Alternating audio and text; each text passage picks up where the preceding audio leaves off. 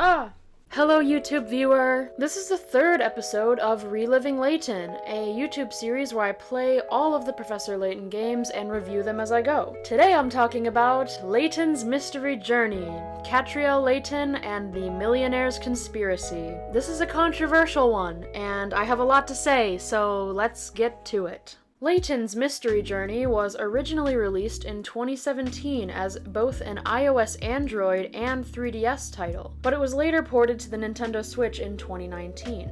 Let's start out with some plot and writing. I went into Layton's Mystery Journey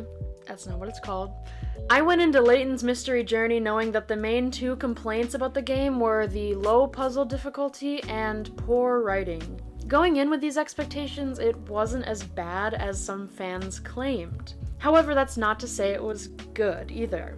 It seems like the translation or localization team of this game was lacking slightly, which is surprising considering I played the second re-release of the game. Early in the playthrough, there were multiple typos and grammatical errors, but they disappeared for the rest of the game, so I don't know what that was about. Additionally, some of the puzzle descriptions and hints were so poorly written, I could barely understand what I was supposed to be doing. Also, kind of a random note about the writing, but Shirl is so mean to Catriel. He literally makes fun of her and teases her for her style of mystery solving, but she literally solved every mystery she came up against flawlessly. And in the one mystery she tried to get Shirl to solve by himself, he couldn't do it without her help. Man, am I right?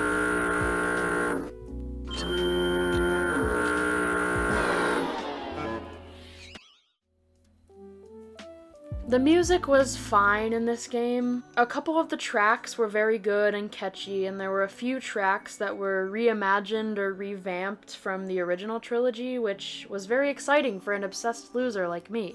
I also want to put in a little note that it was a little modernized, like they kind of added a little like hip-hop beat into it as much as like they could, which was kind of cool. I liked it. It was like the new generation of Layton characters, like she's young so she likes hip-hop, or I don't know. I just thought it was an interesting detail.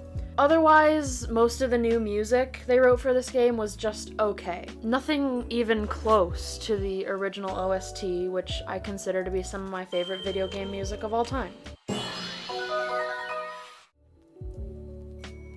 As I said before, one of the main complaints people have about this game was that the puzzles were way too easy. I can see where people might say this. I do think a lot of the puzzles were extremely easy, but there would be random ones mixed in that had the stupidest, like, trick question answers that I found super difficult, but that could be just because I'm bad at logic puzzles. Who knows? But also, reference back to also that the hints were very poorly written, the puzzle descriptions were poorly written.